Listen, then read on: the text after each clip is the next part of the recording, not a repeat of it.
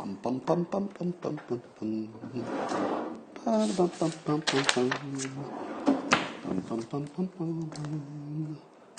Bum, bum, bum, bum, bum. Hey, everybody. Come on in. This morning, we're going to have extra cursing. So if you've got children, make sure they are well out of the way.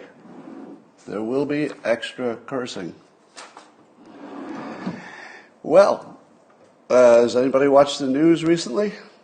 There isn't any. There isn't any news. Every morning I wake up and I think, I'm going to look at the news. I'll look at CNN, I'll look at Fox, and I'll say, all right, I'll talk about the news. But today there wasn't any. It's just purely political. Neither Fox nor CNN are even pretending to cover anything like news today. It's just all just pure politics. It's fun, but there was no news, which makes you wonder, what's up with the news? Wait, we need something. We need the simultaneous sip, because today will not be complete without it. And all you need is a cup or mug or glass, of tank or chalice or stein, a canteen, jug or flask, a vessel of any kind. Fill it with your favorite liquid. I like coffee. And join me now for the unparalleled pleasure of the dopamine hit of the day, the thing that makes everything better, including Joe Biden's rotting fucking brain. Drink. This is a good one. Yes, so there will be extra cursing today. Oh, it's called for. It's very called for. Have you noticed, we'll get to all the good stuff here, but have you noticed that if you encounter somebody on Twitter who just gives you a sarcastic comment without any reasons, just stuff like, oh, Scott, I see you're really looking into it today, or, well, I guess that's all we need to know. And I think to myself, who would put a sarcastic comment that doesn't even kind of work in the situation? And then I checked the profile. What kind of profession? Writers. Artists, writers, musicians. Less musicians. It's usually visual artists and writers. What is wrong with those people? They literally can't tell the difference between sarcasm and reasons, and once you see it, you can't unsee it. The pattern is so clear. When somebody who's, say, a lawyer or an engineer or an economist disagrees with me, it takes about 2 seconds to find out where the disagreement is. Usually some disagreement about a fact that's hard to research, or, a difference of priorities, for example. But it never seems crazy. It just feels like people who have a little different view of the world, perfectly fair, just different from mine. But the artists are not even, I don't even know if they know that logic and rationality even exist. It's like it's not even a thing in their world. They go through these conversations, at least, as if it's nothing that needs to be addressed. Rationality? Why? I have sarcasm. I have all I need. Look at my sarcasm. That should cover it. So anyway. So when Hillary Clinton was running against Trump, I have to admit that for me it felt personal, because I really didn't like Hillary Clinton. And she was anti-male. Now, if anybody ever had a good reason to be anti-male, it's Hillary Clinton. She comes by it honestly. I think Hillary Clinton could be completely forgiven for being anti-male. Right? If we're being fair, she's got a reason. All right, it's called Bill, but whatever her reason are, whatever her reason is, she is anti-male, and I think that's pretty obvious. And so anybody who's anti-me for immutable purposes, doesn't matter why, if they're men, anti-white people, anti-black people. If they're anti-anything about something you're not going to change, or including, I guess, religion, even though you could technically change that if you wanted to. I hate everybody who's in that category, basically. If somebody hates me for any one of those reasons, I just hate their fucking guts. And likewise, if they're hating some other group I'm not in for the same reason, I'm not too happy with them either. But it's a little more personal when it's me, of course. So 2016 honestly felt personal. But I wasn't feeling that about Biden or Kamala Harris, because I don't really have a strong feeling about them until today. And here's the thing.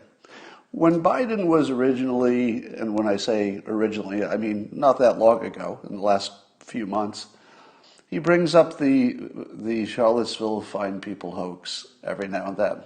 And he believes, or he acts like he believes, that the president called the neo-Nazis fine people.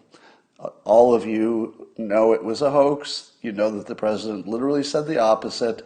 You know that all the people who said, I saw it with my own ears, because they talk like that, they see things with their ears.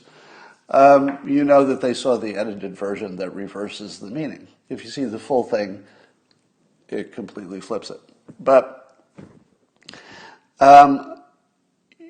I thought when he was saying it originally, I said to myself, he's not all there.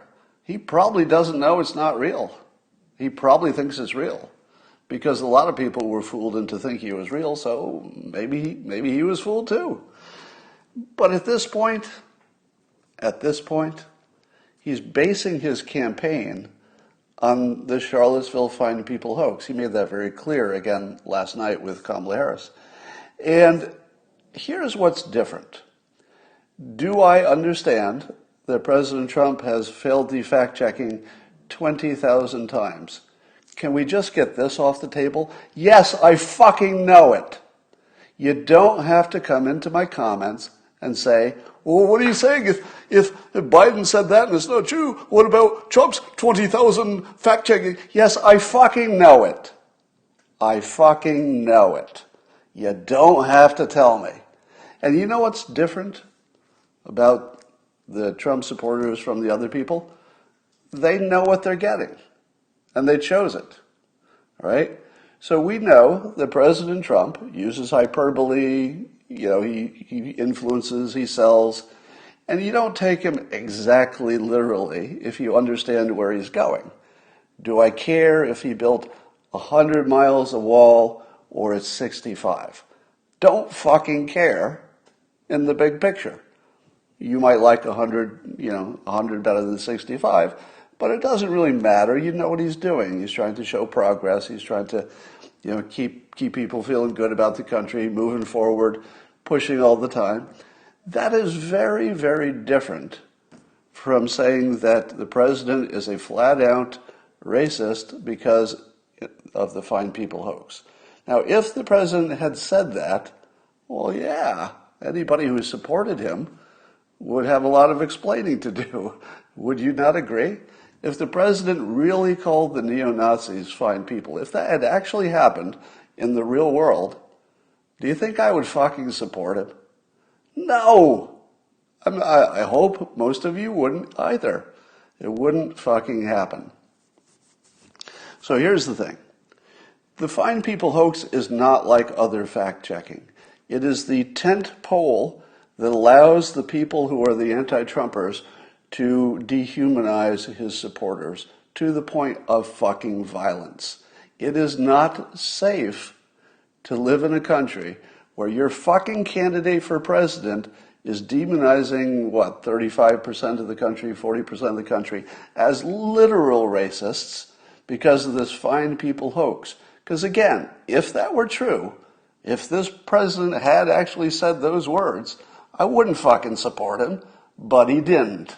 He didn't say those words. He said the exact fucking opposite.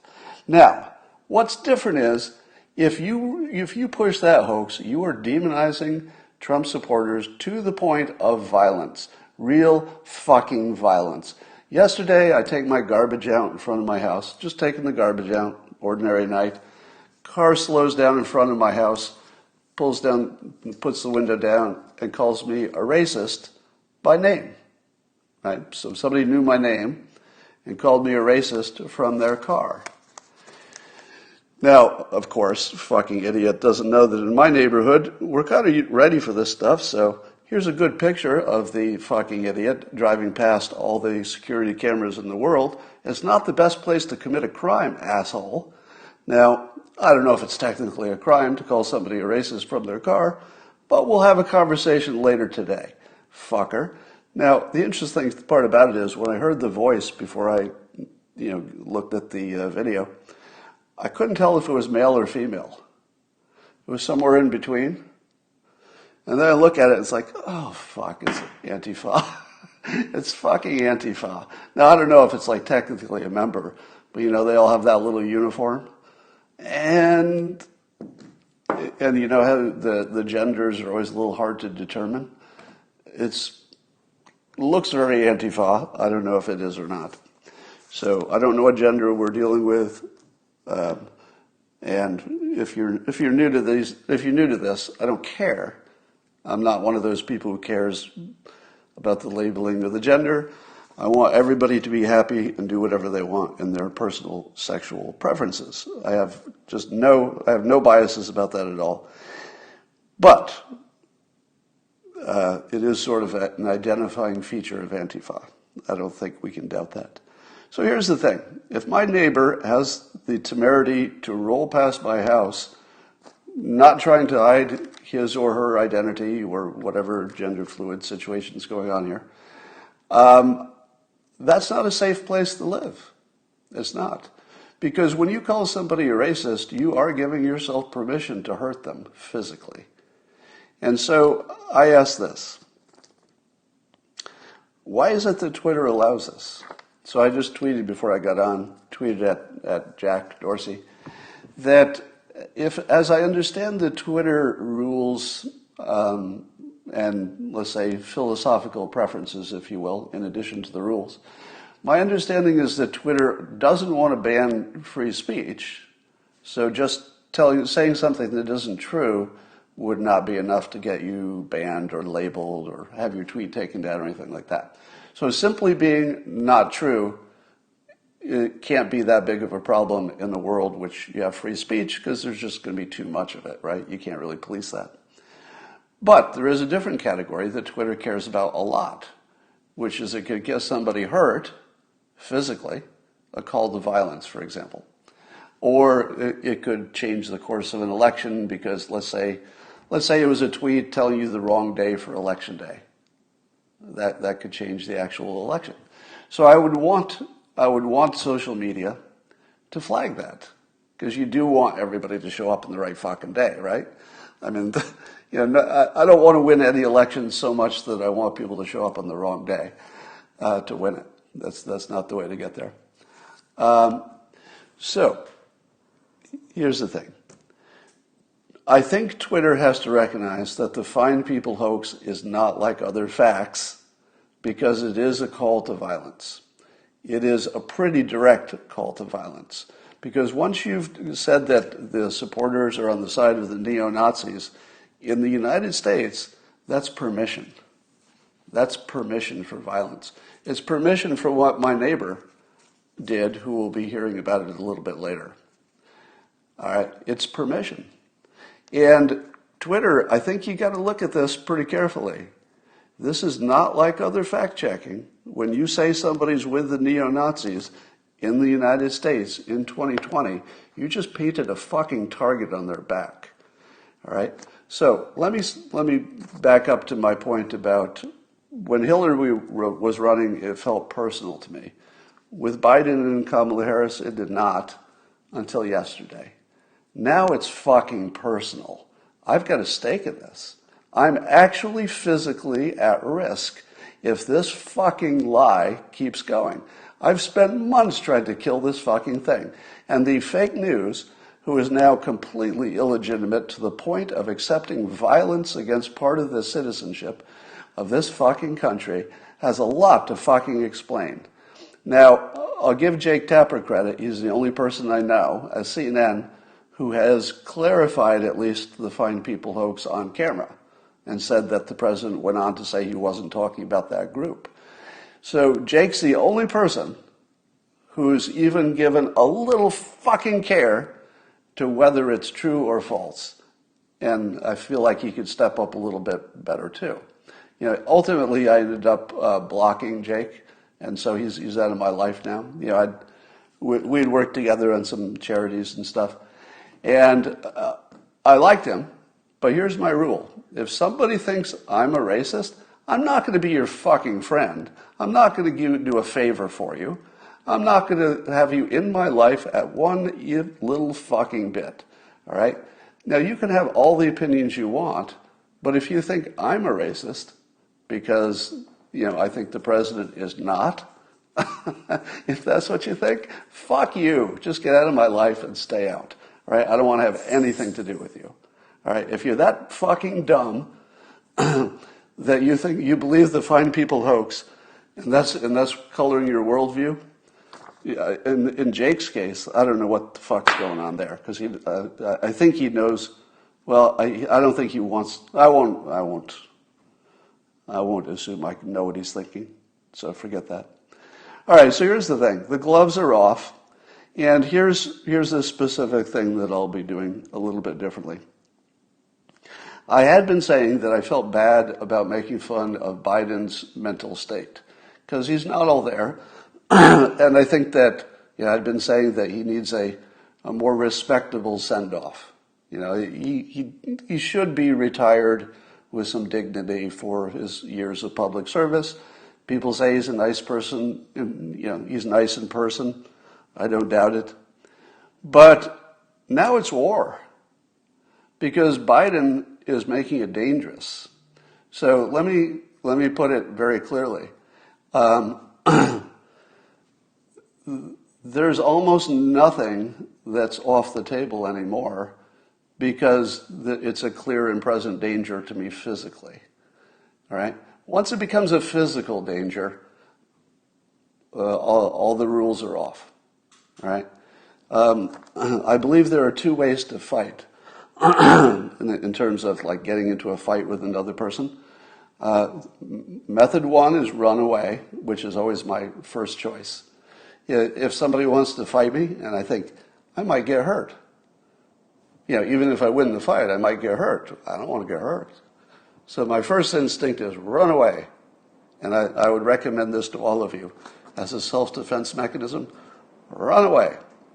So that's strategy number one, run away. Strategy number two is to kill the person. And anything in between is just bullshit. All right. Anybody who gets in a fight, even if they think they're going to win the fight, I don't quite understand it. I mean, there might be some special cases where you have to because there's something in media happening. But if you have an option, run away. But if that person still needs to be killed, well, you know where to find them. Why would you take a chance of getting hurt yourself? Find them, hunt them down, and kill them. Now, fortunately, that has never happened. I've never had to hunt somebody down and kill them because I've never had such a reason. I hope I never do. But my point is, I don't have an in-between speed. So in the political sense, Biden has to go down, not in the physical sense. But in the political sense, all the regulators are off. So his rotted fucking brain can't ruin the country the way it looks like it's shaping up. So Biden is going to have a little extra pressure on him. More to come on that topic. Yeah, it's a strategic retreat is what it is. Yeah, here's what I've never understood. Why would you hurt somebody who knows where you live? Have you ever thought that was weird? It makes, you know, I can imagine hurting somebody if they didn't know who you were and they didn't know where you lived. But if they know who you are and where you live, why would you ever hurt somebody? It feels like a really bad strategy for life because it's going to come back. All right. And it's kind of amazing to me that something like the Fine People hoax and a lot of the other hoaxes, they can remain completely intact because the fake news has such a good bubble, that the people on the left, they really won't touch news that's not in their bubble. I mean, it's like it's tss, tss. You could send them an article from Breitbart. Try this with any of your friends. Send an article from Breitbart to one of your Trump-hating friends and say, hey, here's something that contradicts what you thought was true, and it shows its sources. You can check for yourself and you'd see that it's right. You can't even get them to read a Breitbart article. They just won't do it. Won't even read it. So their bubble is complete. Now, I have to admit, there are a few sources that I feel the same. If somebody sends me an article from the Huffington Post to make their point, well, I'm not going to read that. Come on. Or the Atlantic. Has anybody ever sent you an article from the Atlantic to make their case that, Trump is orange man bad? If I see an article from the Atlantic, I just laugh. And I think, you poor, poor bastard. If you're reading stuff in the Atlantic and you think that view of the world is anything close to accurate, you poor, poor fucking bastard. I asked this question, and this is serious. Objectively speaking, if you take politics out of it, and you're just scoring, is Biden the most prolific liar the Democrats have ever run for president? Do you think that that's true? Do you think that there's never been a bigger, more obvious liar than Biden? Now, of course, you're going to say, hey, but, Bill Clinton lied, and you can say, hey, Obama lied. And, all the politicians lie. Let us stipulate that we don't have presidents who have told no lies according to third parties who rank these things. But I'm just saying that Biden might be the lyingest of all the liars. Am I wrong about that? Because the types of lies that he's told are ridiculous ones, like his own resume.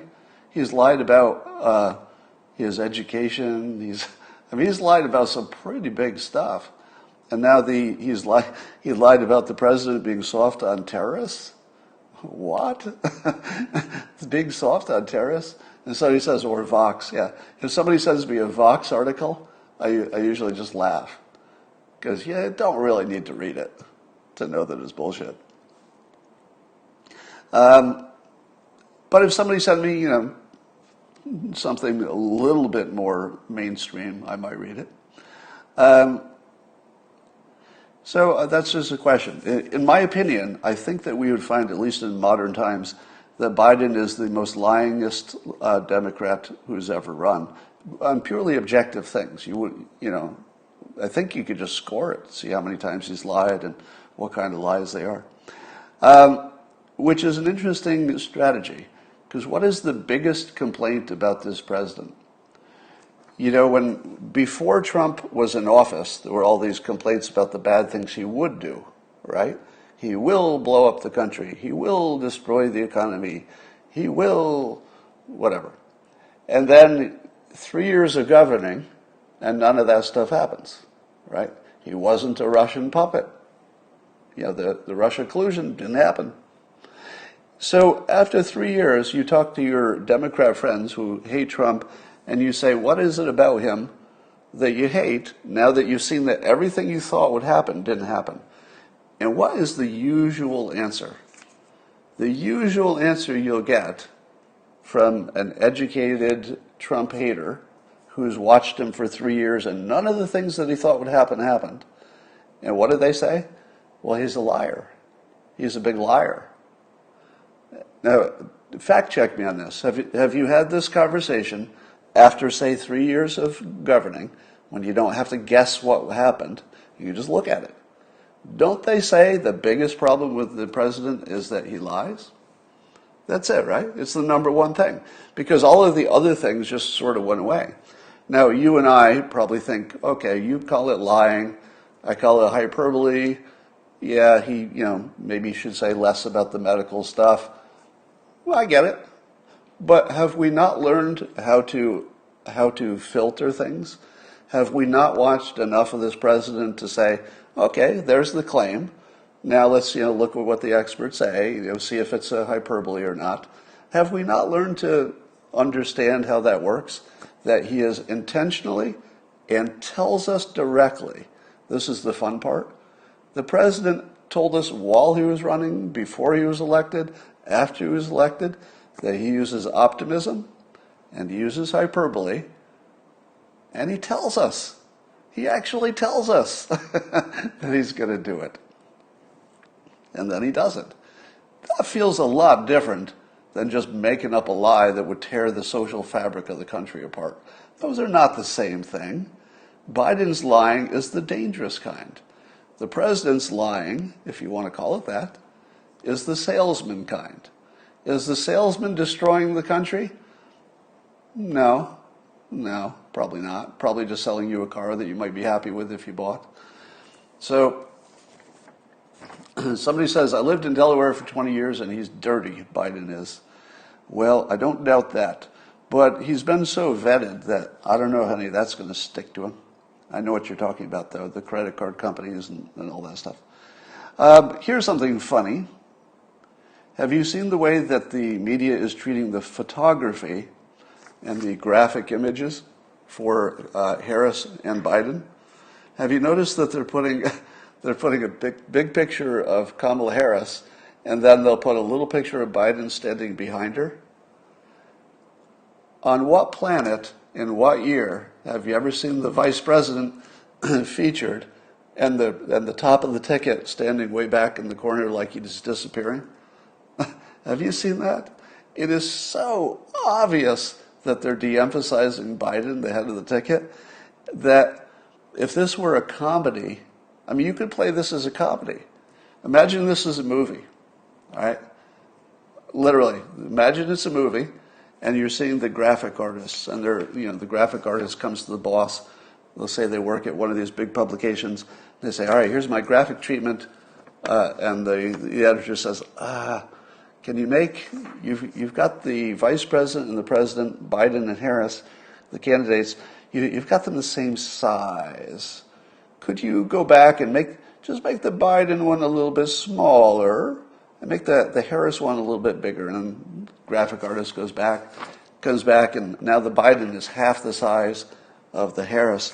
And the editor says, okay, we're moving in the right direction, but the Biden is still a little bit big. Could you, just a little bit, just take a little off and give me another look? Graphic artist comes back, and now the Biden is 30% the size of the big Harris image. And the editor is like, could you just give me one more look? I just want to have something to compare. One with just a little bit smaller. Could you make the Biden 10% the size? And could you hide most of the Biden, most of the body part, behind the much larger Kamala Harris picture? And then the graphic artist looks at the editor and says, sure, I'll do that. And then as they're walking down the hallway, you see the graphic artist muttering, fucking idiot. Now, if that were a movie, because something somewhat like that actually happened, that those pictures you saw with tiny Biden and gigantic Kamala Harris, it wasn't the graphic artist who came up with that, all right? No graphic artist brought that image to their boss. Nobody's that bad at being a graphic artist. I'll tell you what happened. They brought him a picture where they were balanced, and the editor said, go back to the drawing board. That Biden, we can still see it. We can still see a little Biden in that picture. A little less Biden. All right, that happened. Right? You don't have to be some mind reader to know it went down just like that. Because no graphic artist brings tiny Biden, giant Kamala to the boss and says, how about this? That's not draft number one. You know it, right? That's not first draft. All right. The I feel like Republicans are totally falling into a trap. I think President Trump has fallen into this trap already, and certainly all the supporters. And here's the trap. If you're attacking Harris for her presumed sexual whatever past and the Willie Brown stuff and ha ha ha, she slept her way to the top, first of all, you're not a good person. All right, it's a subjective thing, but in my opinion, you're not really a good person if you're going to that argument, because there's enough of an argument without that, and you wouldn't want it to be about you, right? I mean, if you reverse that, would you want to be running for office and all they want to talk about is your sexual past? No. It wouldn't be fair. You wouldn't want it to happen to your daughter. You wouldn't want it to happen to your mother. You wouldn't want it to happen to your wife, your spouse. You wouldn't want it to fucking happen to anybody. So if you're doing it, if you're part of that, ha ha ha, it's funny. Okay, I get it. It's funny for about a minute, but really, it would be really helpful to get off of that quickly, because it just is too easy for the Democrats, and they're already doing it, to say, well, it looks like it's misogyny all the way around. All the Republicans are misogynist. Looks like that president's being misogynist because the way he talks about Harris is not the way he talks about men, which you could argue. But the president does like to use this word nasty. Nasty. Now, here's where he's clever, but maybe a little too clever in this case. The president is superb at using imagery and words and stuff that set your brain on fire, but if you looked at it specifically, there's nothing wrong with it. Right? The word nasty was not invented as a gender-specific insult. There's nobody who can't be nasty. You could be male, female. There's no gender assumption in nasty. But the Democrats have decided that there is. Now, it could be that there's no history of Trump using that word against men. I don't know. Maybe yes, maybe no. But it feels like it's being used because she's a woman. But it's a really good word. Because nasty is one of those words, like dark, that you can read into it whatever you wanted to put into it. Dark, well, what's dark? Well, his attitude, the way he talks, the policies are dark. Everything fits into dark, but likewise, there's a lot of stuff that fits into nasty. So in terms of persuasion, it's a really good word. It's a really good word. But the counter to it is a little bit better, which is, hey, you wouldn't use that word with a man, which is a pretty good counter if you're already primed to believe there's some misogyny going on. So I would advise all of you to just let that go. All right. First of all, to be good people. All right. You don't want to stump. You don't want to lower yourself to your enemy's level. That's I can see sometimes that might make sense, but I don't think you're not buying anything by doing it. If you had something to gain by doing it, well, maybe, but there's just nothing to gain on this. The Democrats are trying to figure out how best to protect Harris and Biden, and I don't think they've decided yet if calling her a pragmatic moderate. I think that's the way they're going to go. They're going to try to sell Harris as a pragmatic moderate, but the right is selling her as a wild leftist with the most progressive ideas, etc. Which one of those is true? Is it true that Harris is a pragmatic moderate, or is it true that she is a wild lefty? What do you think?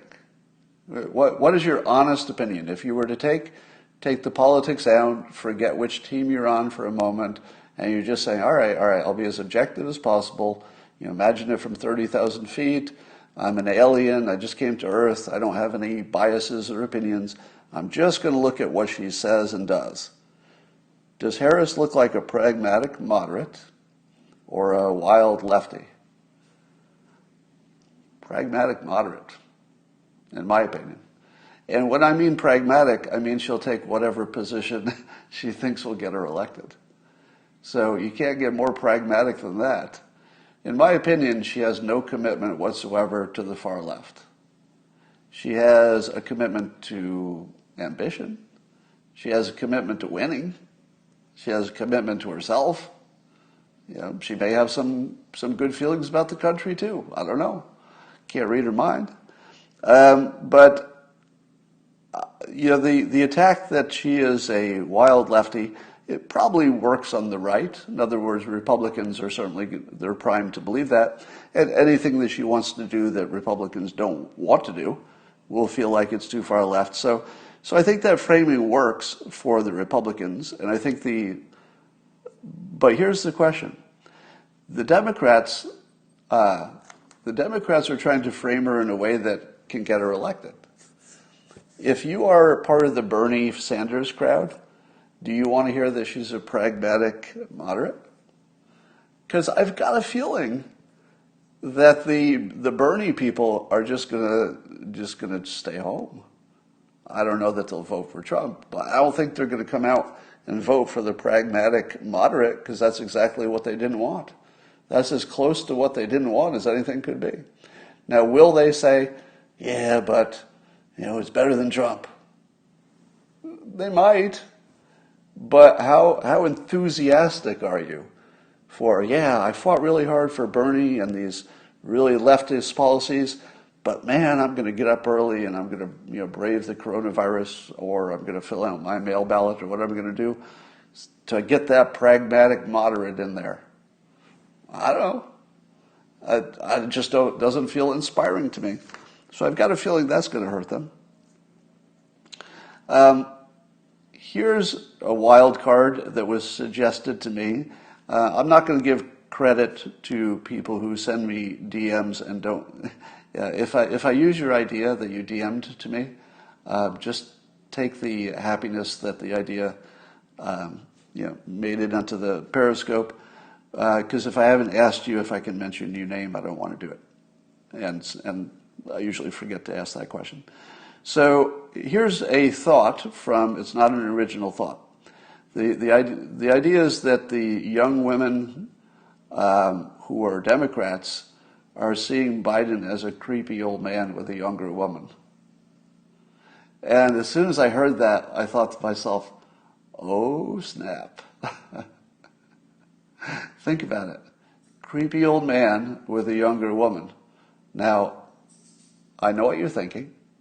You're saying, Scott, that might be a topic you know just a little bit about. Okay, I get it. Yes, I do have a much younger wife. And I can tell you that my experience, no surprise, is that there's a segment of the population who really, really hates that. Now, I don't know exactly why. You'd have to open up their brains and do a brain scan and figure out what's going on there.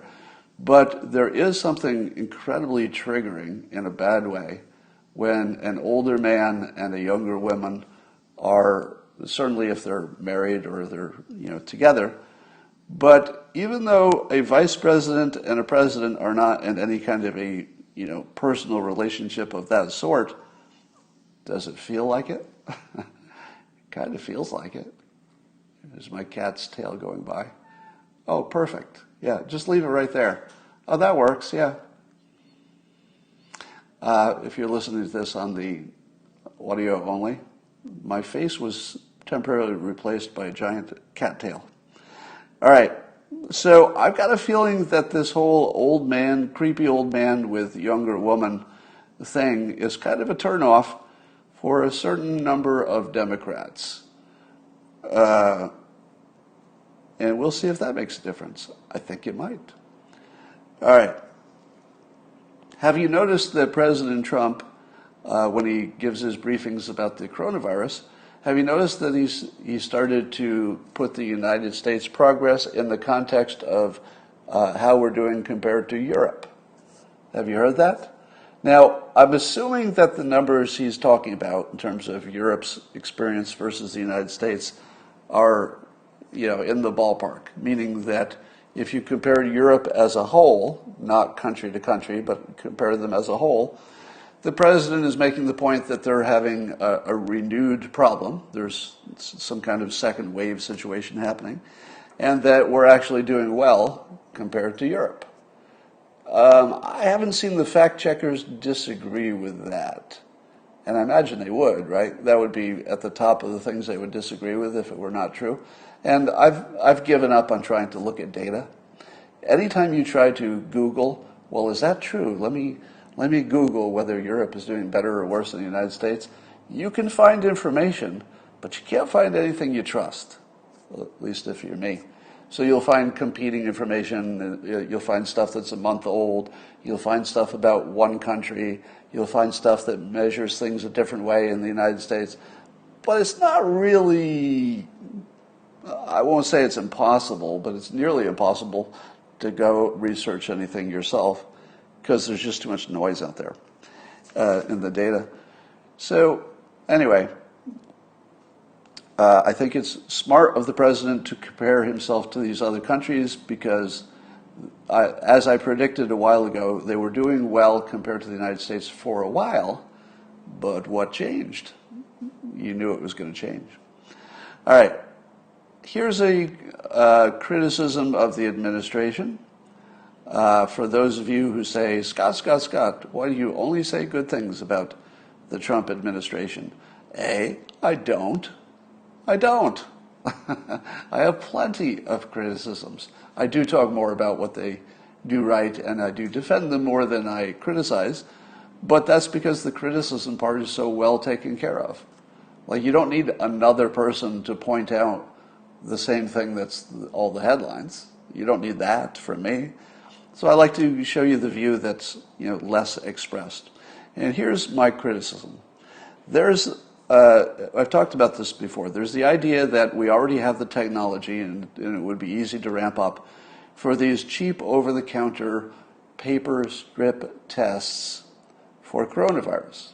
Now, apparently, these are a good test which will tell you if you currently have the virus versus used to have the virus and only have antibodies. So that's the first thing you have to understand, that these cheap, could be even $1, cheap little tests will tell you if you have it, as opposed to will tell you if you used to have it.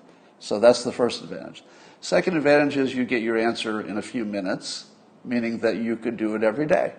You could test yourself before you left the house. You could test yourself in the lobby of your employer. You could test yourself before you go to the sporting event. So if it only costs $1 and you get your answer really quickly, that's pretty darn good, right? I mean, you could imagine that would lower the R0 or whatever they call it. It would lower the transmission rate enough that we'd really get on top of this thing. It wouldn't make it go away, but we could really get on top of it. Now, the critics say, but Scott, this type of test won't pick up the virus when you're asymptomatic for like a day, that first day. To which I say, that's right. It gets all the other times when you're the most spready, but it will miss. We know this. It doesn't get that first day because you don't have enough, I guess, whatever, to detect it. But doesn't matter. If you got 80% if 80% of the time you were right, that would be the best thing ever. So if you're saying, so the first thing R naught, sorry, that's what it's called, the R. Instead of R0, R naught, let's be scientific about it.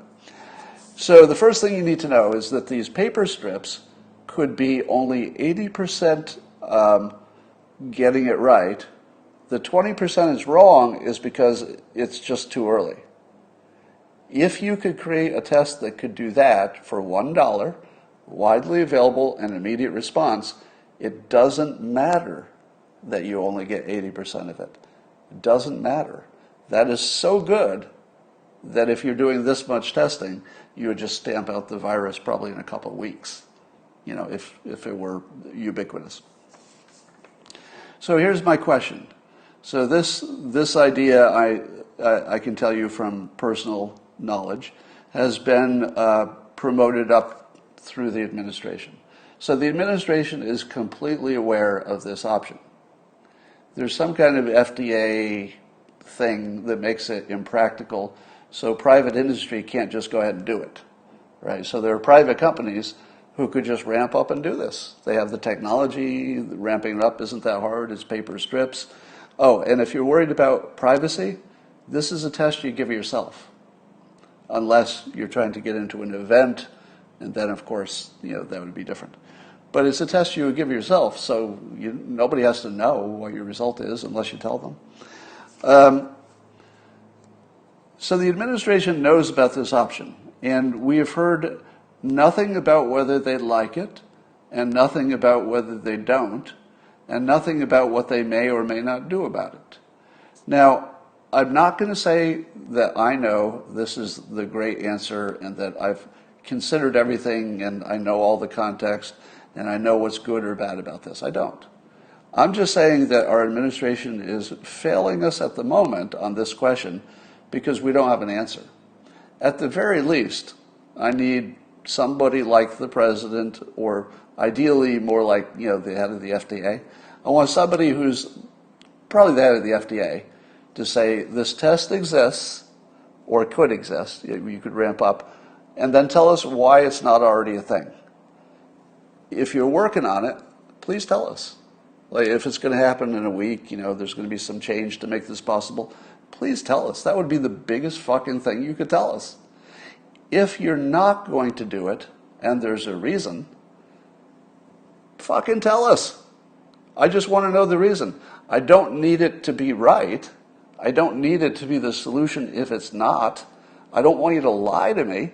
I just need to know where we're at.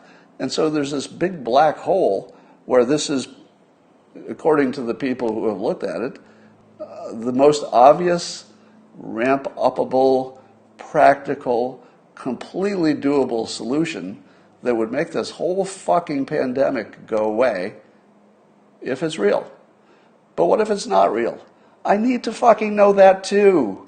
We need to know if it's not real.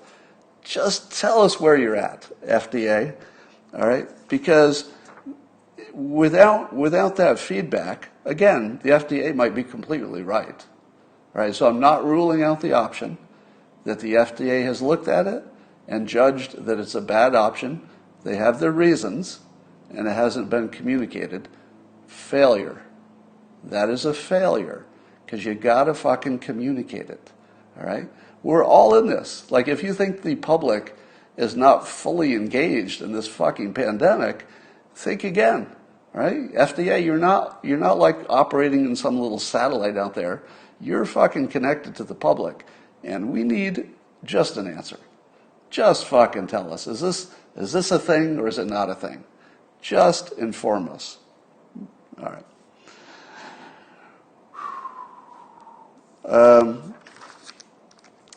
I guess that's just about what I wanted to cover today.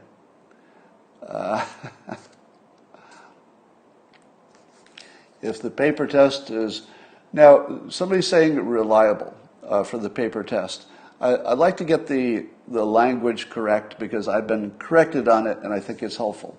When you're talking about the test, don't think of it in terms of accurate or not accurate, or reliable or not reliable. It's very reliable for the thing it does. So for the thing it does, it's really good. Yeah, the thing it does is pick up a virus after that first day or so. What it doesn't do is it's not designed that it could pick up that first day, but you don't need it to solve the problem. You could miss that first day every time. That's the proposition. You would miss it every time, but you would get the other stuff really, really well, and that would be all you need. All right. Yeah, we talked about my neighbor. You missed that part. So here's something amazing. So every time I see an Alex Berenson tweet about masks, being unproven, it's making me crazy. Because I think to myself, how do we not know, and I tweeted this yesterday, how do we not know now whether masks help? And I thought to myself, this is just crazy. This Berenson guy keeps tweeting that, to the effect that we don't have any information that masks work. And I'm thinking, that can't be possible. I mean, certainly it was possible in the beginning, but 5 months in, we don't know for sure. And here's what's going on, I think. The first thing that I think is going on is that people are looking at these various lab studies. The lab studies are all fucking bullshit. All of them. 100% of them are bullshit. All right. So if you saw a study that said that these masks stop these, water particles or whatever, and so therefore masks are good, that study is bullshit. If you saw the opposite, that there was a study that said that the particles get through, or it makes it even worse, or they're getting out through the edges or something, and in the lab they showed that that's true, that study is complete bullshit. All right? So whether or not the lab study showed it works, or the lab study showed it doesn't work, they're all bullshit. None of that should be taken as credible because they don't test it in the real world. Basically, they're just saying some droplets came out or some droplets didn't, or we measured this or we measured that. But what they don't tell you is that in every case, the covering is going to change at least the direction of where stuff is going. At the very least, it's, filtering it to the side or whatever. At the very least, it's changing the viral load. I mean, even if all it did was distribute it as opposed to send it directly into the mouth and eyes of the person you're talking to, if that's all it did, it probably would, distribute the load. And none of these things are tested in the lab tests, right? The lab tests are all just looking in one window of the Taj Mahal. That's it. Every one of them looks in one window, and they go, all right, well, I guess I know what the Taj Mahal is. I'm looking in the one window, and it looks like the Taj Mahal is it's a men's room. Yeah, it looks like that's a bathroom in there. If you're only looking through one window, you don't know anything. And that's what all the lab tests are. The only thing that would convince me is real-world usage, where somehow you could say this group is exactly like this other group. That's the hard part, right? Getting any two comparable groups and say, well, they use masks, and look how well it did. They didn't use masks, and look how well it did. Now, the next thing that people do is they'll send me this one country or one state. They'll say, look at this one state. Here's where they put the masks. Here's where it didn't work. Do you know what is also useless? Sending me one state. Every time you see a graph of one state, or two or three, anything in the small numbers, and it says, here's the masks. This day is when they were mandatory. And look, infections still went up. Then you don't understand how to look at data, because all you've seen is that things are getting worse. You don't know what the masks did. If you didn't have masks, would that curve be even worse? That's the question. If you don't know if it would be even worse without the mask, you don't know anything. You don't know anything. Here's what I would find convincing. All of the countries that did masks, somehow putting them in a bucket. All the states, all the countries, the mask people, put them in one bucket and all together. So you're not seeing just the weirdities of any one country or the weirdities of any one state. Compare that to all the places that didn't do masks. And just show me the two curves. All right, if you can adjust them by time, I guess you'd have to do that because everybody's sort of on their own schedule there. So if you could do that, would that whole entire giant basket of people using masks have a noticeably different curve collectively than all the ones that didn't use masks? Or, yeah, I guess that would be the best way. Now, if you show me that, and they don't look that much different, well, I would say that would be pretty convincing. If you showed me that, and there is a big difference, I'd say, okay, well, there it is. That's not a controlled clinical trial, but for the same reason that hydroxychloroquine, you don't know if it works. I don't know. I put it at 30% chance that it's a big deal, but it's still worth taking it because the risk is so low, right? So if you have a low risk, and yes, I know, there are people who can have problems with the masks. I know, the dentist has the foul mouth smell problem. I know it keeps the bacteria close to your face. I know the mask can get infected. I know you might touch your face, blah, blah, blah, blah, blah. But if it shows overall that the masks are making a difference in the pandemic, I would consider that important. And I think it's astonishing that we're still having this conversation 5 months in. So here's my take on it. I don't know if masks work. It seems to me obvious they do. But being obvious that something works is different than being scientifically true and proven. We all agree that you can be easily fooled just by looking at stuff, right? That's not science. Science is not saying, well, it looks like it worked. But your reason should tell you that at the very least, it's keeping your exhalations a little bit local. And if they're floating in the air afterwards, they're probably dispersed and probably a lower viral load. And if masks don't work, well, I'd be very surprised. Wouldn't be impossible. I don't rule it out. I don't rule it out that Sunday we'll find that masks made things worse. I just think it's a small chance. If I had to put the odds on it, I would say 95% chance that masks are helping in an important way, 5% chance that we got it all wrong. That's the odds I'd put on it, would just, observationally. So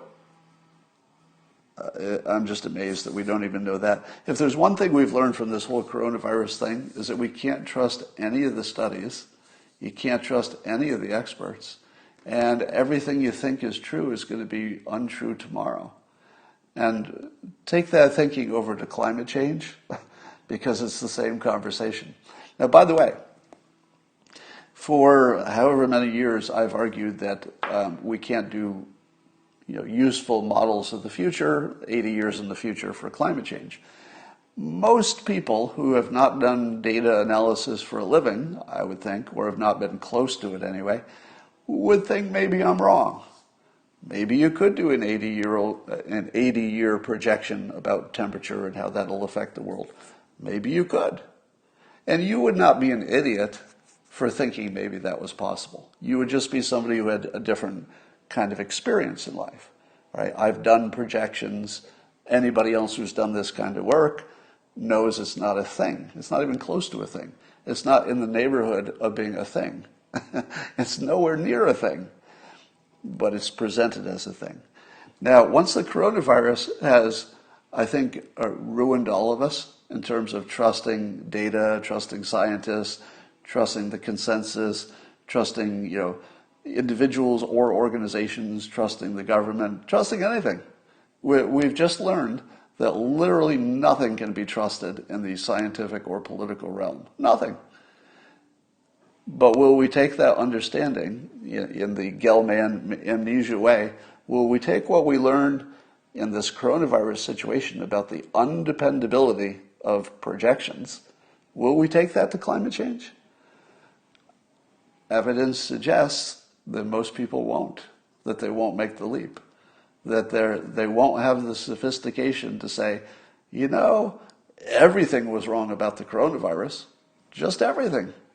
Every person, every organization, every model, everything. It was all wrong. Oh, but this climate change stuff, we got that nailed. Lucky we got this stuff right. But the one time you can really see if it's right or wrong, it's all wrong. Really? That's just a coincidence, right? The one time you can clearly know if the experts were right or wrong, they were wrong as much as they were right. Coincidence? Well, it could be the fog of war, but I don't think that explains it totally. I'm not on the anti-Fauci train because there's a mind-reading element to that I'm not comfortable with. Anything against Fauci, in my opinion, rests on the assumption that he had bad intentions, some financial connection or bad intentions. I just don't feel that's an evidence. And assuming that he's feeling that way or secretly thinking that way is not a standard I would put on anybody else. I wouldn't put it on him. And the fact that, he was wrong about some stuff, I told you from the beginning, on day one of when we knew this coronavirus thing was going to be a big deal, very early on, I made a really big deal of saying, I want to tell you now that our leaders are going to make a lot of mistakes. And you shouldn't blame them because nobody knows the right thing to do. Later we'll know what was the right thing to do, and then we'll think we're all fucking geniuses because we looked in the past and say, well, why didn't he know? Why didn't he know? And of course nobody knew. There was always going to be somebody who guessed right, all right? If you take a bunch of marbles and, you've got a circle drawn on the ground, you just drop your marbles, some will land in the circle, some will land outside the circle because they'll roll. If it turned out later that being inside the circle was better than outside the circle, were the marbles that were inside the circle the smart marbles? No, marbles are not smart. They just ended up where they ended up. And likewise, leaders around the country took their best guess. They took their best guess. Some of them were going to be right, or righter, and some of them were going to be wrong, or wronger, just like the marbles. And at the end, because we're humans, we will attribute genius to the ones who the marbles that landed inside the circle. We'll say, hey, look, it's pretty obvious. The marbles that were inside the circle are the good leaders. Those are the good leaders because they picked the right place to be. No, they didn't. It was random. People were guessing. Some of them got it right. They're not the smart ones. The ones who corrected are the good leaders. So if you're looking for a skill, look for the people who got it wrong and then correct it. And I'm going to surprise you. Boris Johnson, it looks like, this might change in time, so just current snapshot. It looks like Boris Johnson got it completely wrong, meaning that he was going to go for herd like Sweden, but then they reversed course. Quite dramatically. They reversed course. It looks like the reversing of the course was better. Don't know yet. We could find out that maybe they should have just gone for herd. But at the moment, it looks like they made a bad decision at first, and then they corrected it. So who's the good leader? Is the good leader who made the right decision first, or the one who corrected? I kind of like the one who corrects, right? You don't want to be on the team that got it wrong and then had to correct. Wouldn't you rather be on the team that got it right? But you have to realize nobody knew what to do. So the Boris Johnson approach, if indeed history proves that it was very wrong in the beginning, but they did adjust, I would look at the adjustment to look for the leadership. That's where I would look for the leadership. So I'm not willing to throw Boris Johnson under the bus or any of the other leaders. Let's wait to see how this turns out. And let's be a little bit forgiving about the leaders who got it wrong. But the correcting, oh yeah, you want to look at the correcting. You want to make sure they got that right. All right. It's amazing that the Russians were first to get the vaccination. Well, that's not amazing if you imagine that they cut corners. So I'm being prompted in the comments to mention Canon Hinant. I guess the story is the little, 5-year-old or something who got murdered by the neighbor. Now, I think the reason that conservatives or pro-Trumpers are pushing that story is because, they say, hey, how come this is not a national story? Because it was a black neighbor who assassinated, basically, just walked up to a little kid with a gun and just killed him. That's the story, allegedly. And then the complaint is, why is the national media not covering it? And I would argue, why should they? I don't agree with the argument. I mean, it's a good political argument. If you want to push the argument for political reasons, it's a political season. But In my opinion, it is not national news. It is a tragedy that doesn't have a political element to it that I can see. If somebody gets murdered wearing a MAGA hat, well, then that's a tragedy, but it's also a national story because it connects to politics. But one child tragically murdered by a neighbor, does it matter that the neighbor is a different ethnicity? I don't know. Why should it? I mean, we don't know what was going on there, but it looks like a mental health problem, right? So to me, it just looks like a mental health problem that doesn't connect to any larger issue. So we can be horrified by it, we can be informed by it, but you shouldn't take it as some larger political thing. That's what I think. All right. Somebody says a peace deal is going on. A peace deal between Israel and the UAE. Interesting. Interesting. Okay. I'll check up on that. It does seem like that Israel may be taking advantage of the coronavirus to get some stuff done. But when I say take advantage, I mean in a good way. It looks like a lot of Iranian military assets are catching on fire. A lot of Hezbollah's assets seem to be blowing up. So I think Israel is mopping up things and doing a good job of it. All right. Oh, at the moment, the slaughter meter is 100%. 100%. I can't see from this perspective Trump losing or even coming close to losing. I just don't see it. But it's still a long time till November. So, the slaughter meter specifically excludes surprises, right? And there will be surprises. So you can't use it as a prediction, but it's fun. Yeah, the George Floyd thing was political because of the issue of police, blah, blah, blah.